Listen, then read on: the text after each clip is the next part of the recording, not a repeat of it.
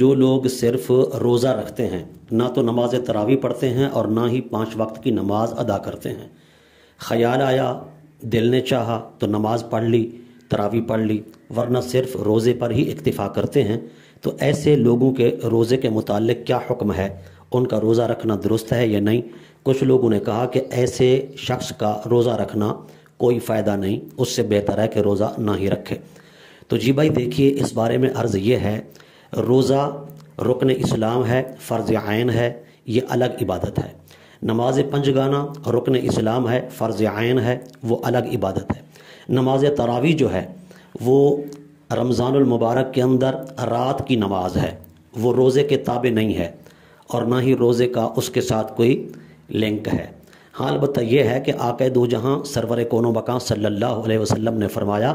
جس شخص نے اللہ رسول کی رضا چاہتے ہوئے ماہ رمضان کے دنوں میں روزہ رکھا اور رات کو نماز تراویح کی صورت میں قیام کیا، اللہ تبارک و تعالیٰ اس کے تمام گناہ بخش دے گا، وہ گناہوں سے پاک ہو جائے گا، منزہ ہو جائے گا، صاف ہو جائے گا، ستھرا ہو جائے گا، یعنی اللہ تعالیٰ اس کی کامل بخشش اور مغفرت فرما دے گا۔ لیکن جو بندہ صرف روزہ رکھتا ہے، 5 وقت کی نماز نہیں پڑھتا یا تراویح نہیں پڑھتا، تو ظاہر سی بات ہے اس کو اس کی سزا ملے گی، اس کا الگ گناہ ہے۔ اور رہا روزہ، تو اگر وہ روزہ رکھتا ہے تو اس کا فرض اتر جائے گا، اللہ تعالیٰ چاہے گا تو اس کا روزہ قبول فرما کر اسے مکمل ثواب عطا فرمائے گا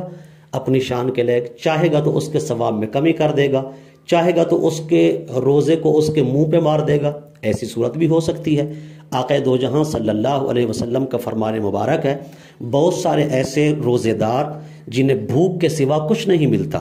بہت سارے ایسے لوگ جو نمازیں پڑھتے ہیں، کثرت قیام کرتے ہیں، لیکن تھکان کے سوا کچھ نصیب نہیں ہوتا، تو وہ وہی لوگ ہوتے ہیں جو دکھلاوا کرتے ہیں، ریا کرتے ہیں، سمو، شہرت، دکھلاوا، ریاکاری۔ اللہ تبارک و تعالی ہم سب کو محفوظ فرمائے۔ یاد رہے، روزہ الگ عبادت ہے۔ اگر کسی نے صرف روزہ رکھا، نمازیں نہیں پڑھی، اللہ چاہے گا تو ثواب عطا فرما دے گا، اس کا روزہ قبول فرما لے گا، چاہے گا تو رد فرما دے گا یا ثواب میں کمی فرما دے گا، وہ مالک ہے۔